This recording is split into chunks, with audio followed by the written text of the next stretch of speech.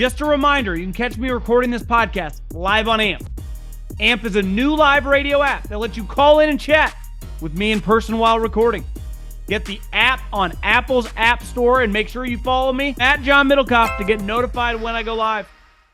Live here on AMP with my main man, SiriusXM star, Action Network gambling aficionado, probably soaking in that Florida heat right now. Jason Sobel, last major of the year. What's cracking, my brother? Yeah, Florida heat's not bothering me at all. Didn't make the trip overseas this week, but I haven't left my house in probably 48 hours because I'm working on all this content. So no heat, no problem. Before we dive into golf, who would you say is the NFL running back of the PGA Tour? Oh my goodness. Famous, good, but yet replaceable. Famous, good, replaceable. I mean, oh, geez, there's a lot of ways I can go with this. I almost like analogizing certain running backs to certain players. I thought that's maybe where we go. There's certain players, like if Patrick Cantlay didn't play an event for 4 months and the media didn't pick up on it, the fans out there would not be like, where's Patrick Cantlay? Fans would just be like, yeah, whatever, like wouldn't notice it. I mean, I wonder how many fans actually notice that Will Zalatoris has not played golf in 6 months or whatever it's been. And that's a good example, right? Like Saquon or Josh Jacobs can run for 250 yards in a game. Cantlay, you could take him to any tournament, probably non-major, but any legit tournament, he could win it by 5 shots. And it's like, God, Patrick Cantlay's sweet. Next week, no one's talking about him. No one cares. The only story about Patrick Cantlay this week, paired with Brooks, everyone making fun that Brooks is going to be pissed off because he's walking really slow. Yeah, I mean, come on. It's going to be slow anyway. It's windy. Guys don't care who their playing partners are. I mean, it makes for good pre-tournament press conference talk, but it doesn't care. By the way, can we spend the rest of the pod comparing NFL running backs to players on the PGA Tour? I'm like all in on this now. To me, Sam Burns is a guy really talented, and when he's on, like you feel good if you're gambling on him. You saw it that match play. It's like Ryder Cup. His ceiling's really high. But another guy that's like probably could just, if Ludwig becomes sweet, just put another guy you don't really notice. Yet when Sam Burns is on, he can just win a PGA Tour event against other really legit players. So I'd say Sam Burns is like the Josh Jacobs, Alabama, Sam Burns, LSU. So, SEC guy. I like that comp. I mean, how many of the live guys are essentially what we're talking about, which, Patrick Reed was a polarizing player for 8-9 years on the PGA Tour. He's Antonio Brown. He is not Antonio Brown. He is, I don't know. As a Pats fan, I was going to say Tom Brady. There was some cheating allegations there, but no, I can't give him the Brady comparison. But he can just like, all of a sudden, like he's the most polarizing player in the game. He goes somewhere else. It's just out of sight, out of mind. Okay, let's dive into golf. I opened up the pod with before we dive into this week, where he is the defending champion at this venue, whatever, 2014. I thought those last couple holes, given he was 1 shot back, I must have been watching on the replay because you couldn't keep track with how to consume the event. And obviously, us on the West Coast, they were teeing off at 1 a.m. But the wind was absolutely pumping by the time he got to 15, 16. But being down by 1 shot going into 17 and 18, which clearly was playing pretty hard, to go birdie, that's speaking of football, as grittiness, that's as much grit as I've seen out of Rory. Like, that was Tiger-like, I thought. Like, that was something Tiger, Phil, it's like the greats would have pulled off in a moment that even 18, and I know he's long, I felt he had to step off the shot a couple times. It felt like the wind was pumping 30 yards. He still had whatever. He had to hit a 250-yard club, give or take, into that second shot. It's gone viral with we've talked about it before. He's a natural draw of the ball. He played that little baby cut. I mean, I'm not trying to be hyperbolic here. One of the better shots of his career. That Rory said the same thing. I mean, so you're not being hyperbolic unless he is as well. When the player himself says that's one of the best shots of my career, it's hard to argue with him. I was asked yesterday, John, does it matter how Rory won? My answer was 1,000%. If Rory had a 4-shot lead going into the final round, bogeyed the last 2 holes, and sort of clung to a 1-shot victory, we'd be sitting here right now going, yeah, he won, but Not sure he can do it in the clutch. Not sure he can deal with the pressure. Not sure he can hit the shots when it really matters because he sort of backed his way into a victory. When he does it the way he did it, standing on the 17th tee, down a stroke, and needs to hit a couple of great shots, that's exactly what he did. That shot on 18, the shot you're saying that went viral is the swing from behind him. Quite honestly, you watch it enough, that looks like Tiger. I mean, it just looks like Tiger standing on a links course, looks like his swing. It was a beautiful swing by Rory. He thought he missed the 10-foot putt. As someone with a big ticket on Robert McIntyre, I had a second of hope there. I was like, oh, he missed. Oh, no, he didn't miss it. Damn it. And so I didn't cash my tickets. I was probably one of the very few people in the world who was like kind of bummed out. And I love Rory, but a little bummed out my ticket didn't cash. But other than that, great to see from Rory. He's been knocking on the door for a long time now. Now he goes to the Open, brimming with confidence, filled with momentum, back to a course where he won back in 2014. All systems go again, I think. Well, and then you immediately check Monday morning, he's the betting favorite, and it doesn't really feel that crazy. Obviously, the last two guys to win at this course in this tournament were, I wouldn't say peak Tiger Woods. You could argue that was early 2000s, but 06, 07, he was pretty damn good. And Rory when he was shooting like a rocket ship. So you and I were texting a couple days ago, clearly going to be a big boy winning this bad boy. And it feels like Rory, the momentum, maybe a little weight off his shoulder after all this merger stuff, the talk, it's just kind of out there. He's clearly playing really well. You and I have talked the last couple majors. Like, I don't know about Rory. Feel a little more confident. Like, if you got a ticket on him or want to put some cash on him, I don't think it's crazy at all where he's gotten really close. I mean, hell, at the U.S. Open, he easily could have won that thing, but he didn't. I feel like I'm not going to be shocked at all come Sunday if he's the champion.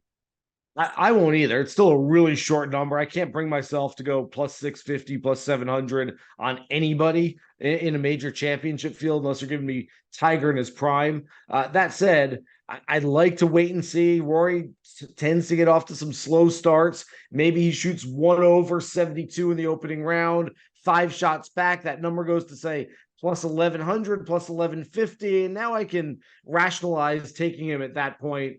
And a little bit bigger of a number, but no, it's going to be a big boy. I think there's some myths about the Open Championship.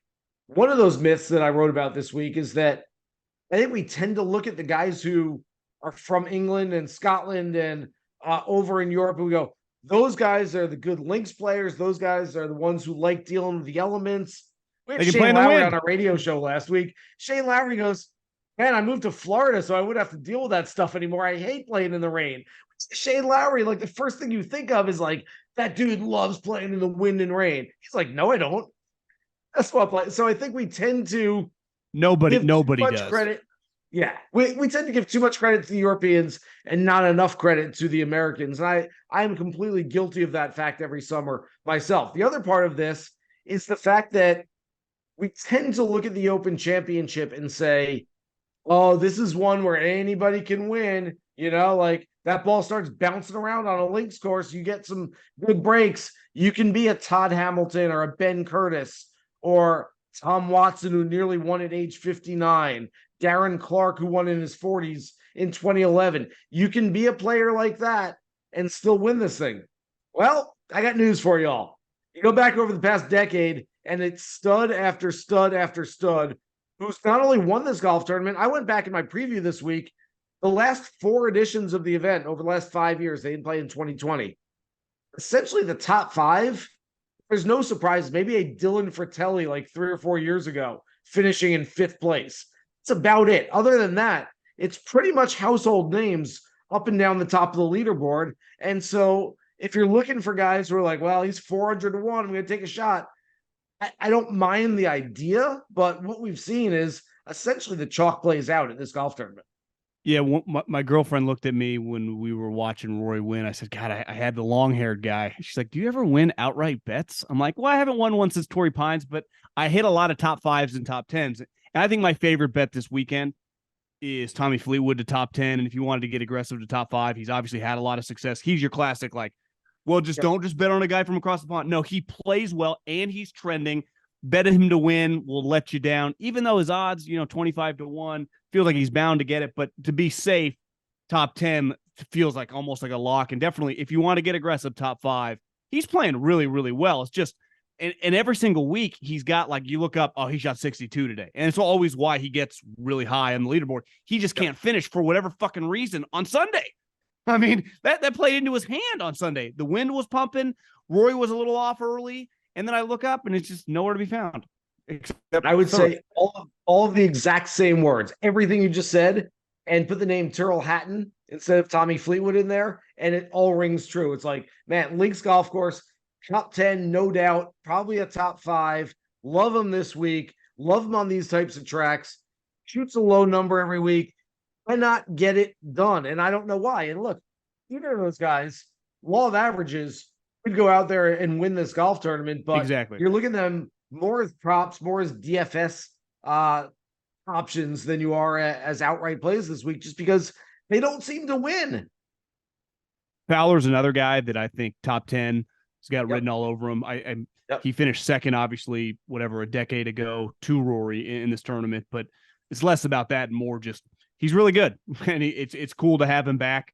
To me, Fowler, Fleetwood, I wrote down Hatton as well. To me, the long shot feels crazy, but Potty Harrington's number is just so high to win it. Yeah. If you want to dabble in the top 10s, top 20s, top 10's probably a little strong, but top 20, he's a guy. Another, don't just go across the pond. Well, he actually plays pretty well given his age. Clearly, what's unique about him is Tiger and Phil. Obviously, Phil left the PGA Tour and Tiger's injured. But, like, he would have been right with them, of just a guy that feels very comfortable, who's a senior tour guy, but playing still with the guys. Like, I looked up at Scottish Open come Saturday morning. He was like top 10. And he can play really well. He's really impressive. I would pick him for the Ryder Cup team, by the way.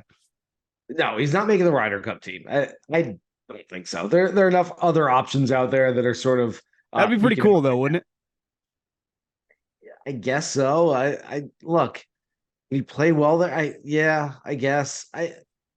I'm fine with it. I don't know. We've talked about this. Is not to get on a tangent, but like, does Sergio have any chance, or they're not going to mess with those guys? You think? I don't think they're going to let him on the team. I've gone through the list, and they're 8 essentially, and I don't have them right in front of me right now. But from Rory, Rahm, Hovland, Hatton, Fleetwood, Fitz, Rose, Lowry. There we go. I did all 8 of them.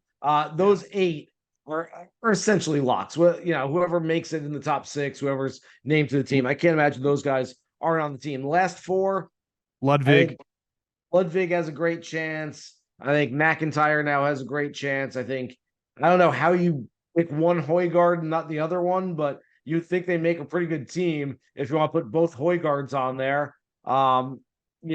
Adrian Moron's got a chance, but I guess Harrington has a chance, and especially if he plays well. I like him a lot this week. Look, there's 2 things about Patty, and I think we tend to look at guys who are the senior player. I mean, this goes back to Fred Couples and Bernhard Langer making the cut and contending at the Masters for years into their 50 and over years. But Padraig Harrington's made the cut in 7 straight starts against non-senior competition. So in the Scottish Open, in the US Open, in the PGA Champ, he's making cuts every single week. And then there's the fact that usually when you're playing an older player against all the great players in the game, you're saying, well, hopefully it's a golf course where you don't need to have power. Harrington's as long as almost anybody out there.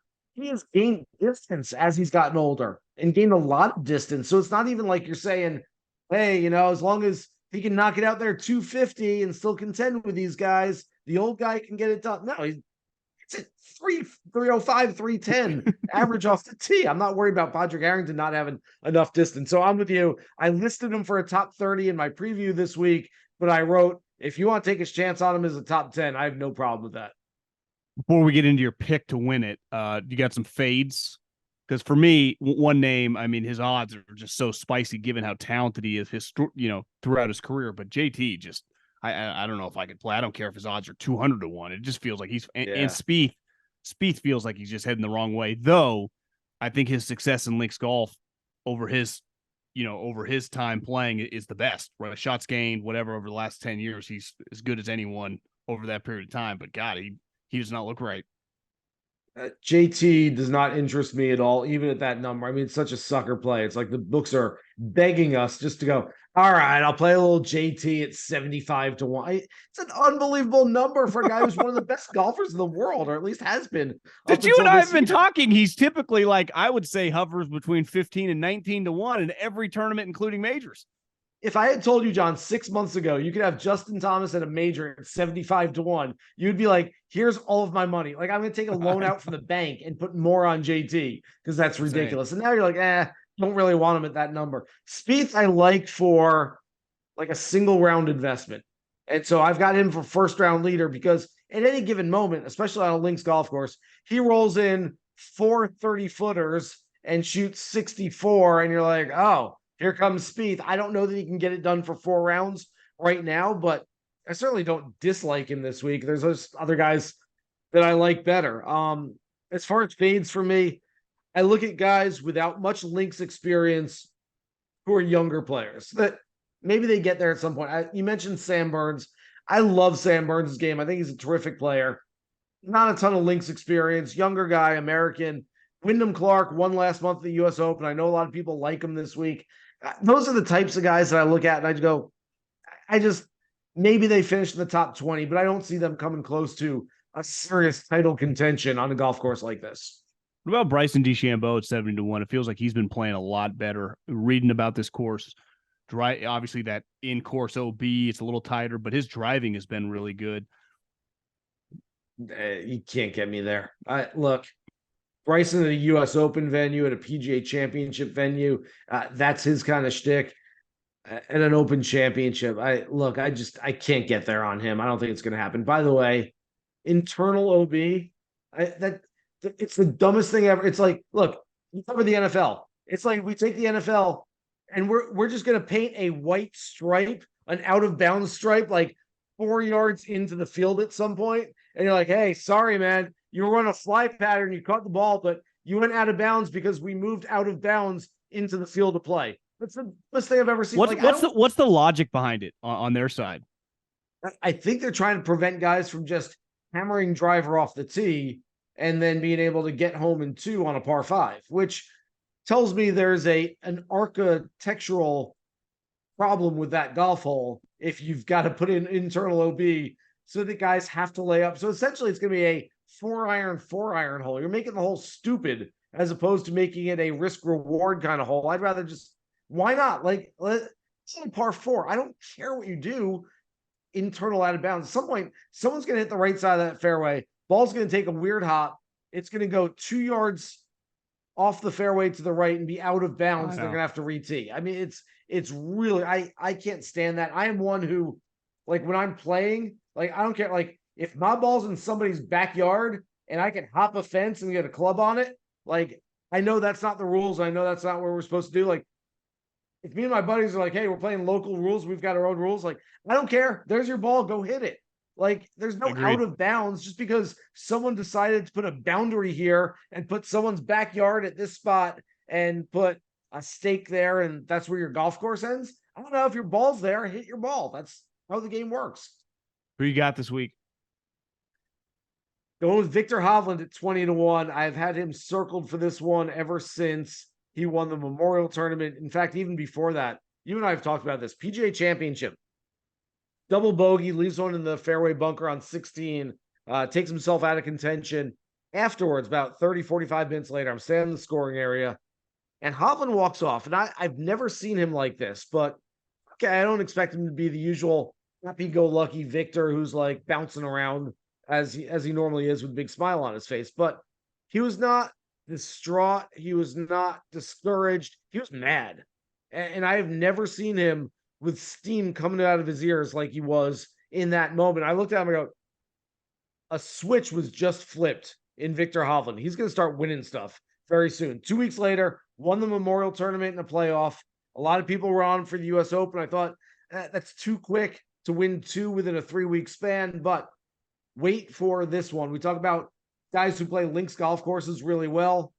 He is a guy that was 12th 2 years ago. Last year played in the final pairing alongside Rory McIlroy. Didn't get it done, finished in 4th place. He's proven that he can play well on this type of golf course. So I love Hovland. He's my guy this week.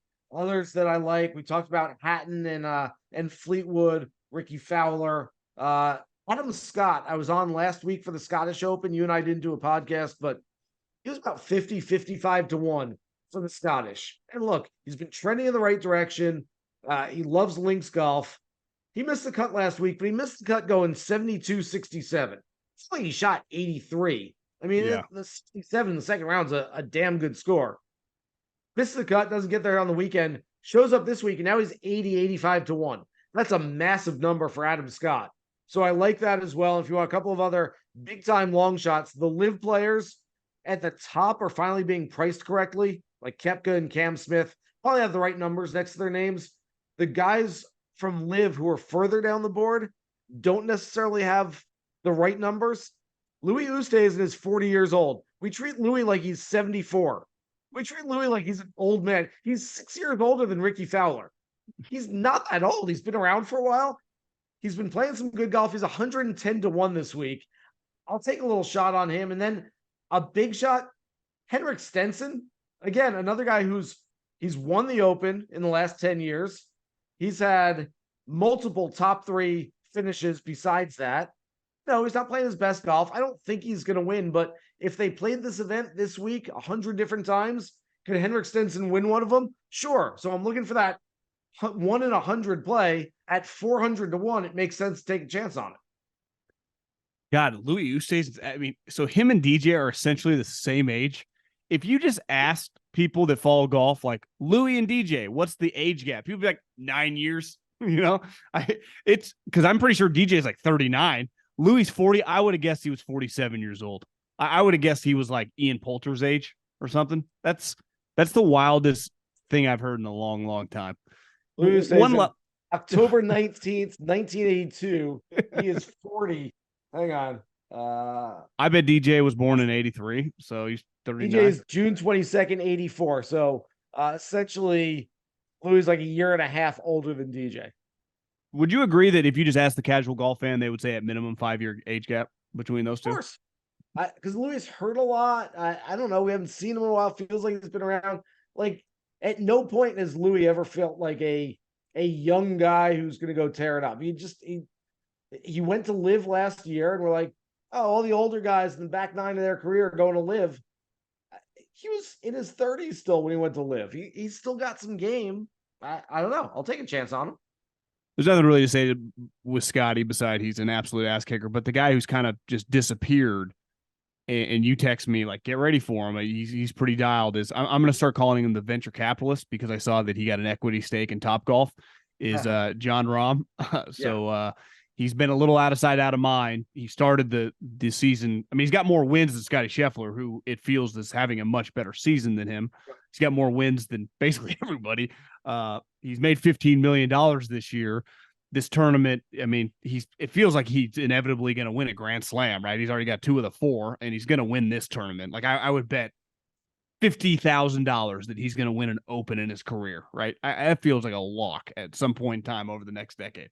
This week, though, is that crazy to say? Yeah. Like, and you're right. Look, and you'll come back and say, hey, no one's hard, and he could win multiple Masters and never win this tournament. Lee Trevino never won the Masters. I mean, it's you're not guaranteed to win every major. I don't give a shit who you are, but this clearly is going to mean a lot to him, given where he comes from and who he looks up to, right?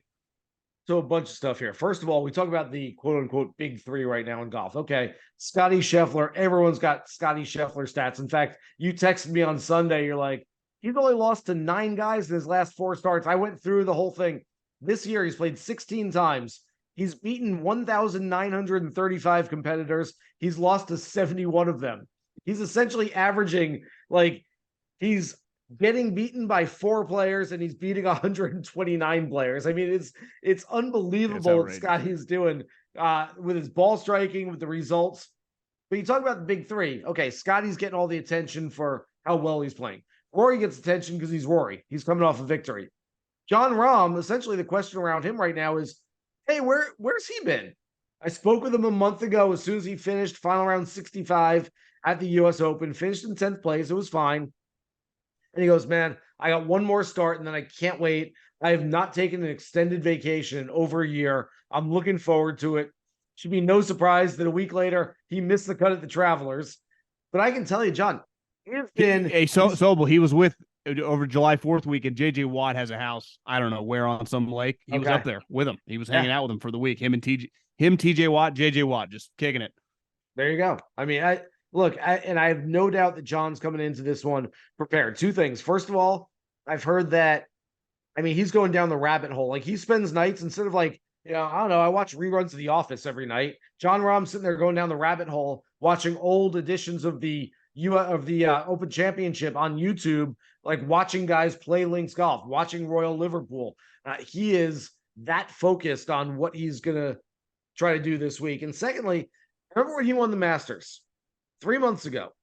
There was a question asked of him, when you were growing up, is this the major that always meant the most to you, that you always wanted to win? He goes, look, he's very deferential. He said, anything that Seve did, I wanted to do. So the fact that Seve won the Masters, it made it something that I wanted to accomplish. But to be honest with you, growing up, the Open Championship is the one that I always wanted. And as a European, that's still the one that I'm going to want. I'm telling you, he is fired up for this one. I think that we almost, over the last month or so, have forgotten how good he is. When Jon Rahm's playing his best golf, he still might be the best player in the world. I know that's hard to say when Scottie's doing what Scottie's doing right now, but Jon Rahm is really, really, really good, and we tend to forget it. We're so fickle that, if we haven't seen it in the last 3 or 4 weeks, it's like it doesn't exist anymore. I'm just saying, watch out for Jon Rahm. And if you just look at it from an odds perspective, right? If we say, on a given week, if they're all playing well, they're basically even, the three of them. John's odds are basically almost double what those two guys are. I mean, you can find them 11, 12 to 1. So from a value standpoint, if we all acknowledge it's going to be one of the top 8, 9, 10 guys, well, you can get one of the top 3 guys at much better odds than the other two. So you just convinced me. I think I'm going to put some shekels. Jon Rahm's odds, I'm just looking at it right now, 12 to 1. I mean, you got to put, like you said, 6.5 or whatever for Rory, who, love the guy, but when's the last time he won a major tournament? Right? So, Jon Rahm top 5 this week is my favorite play for him. I just think he's. Do you like Rahm more than Cam Smith this week?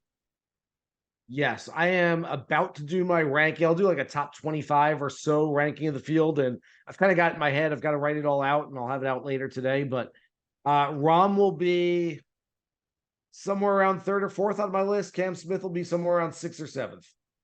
Gotcha. So, well, it's not, there's not a massive differential. I like looking for matchup bets. I think it's a really good exercise. Like, and for people that are listening, go do the same thing. Go essentially make your own top 25 ranking, and then you go look at the matchup bets.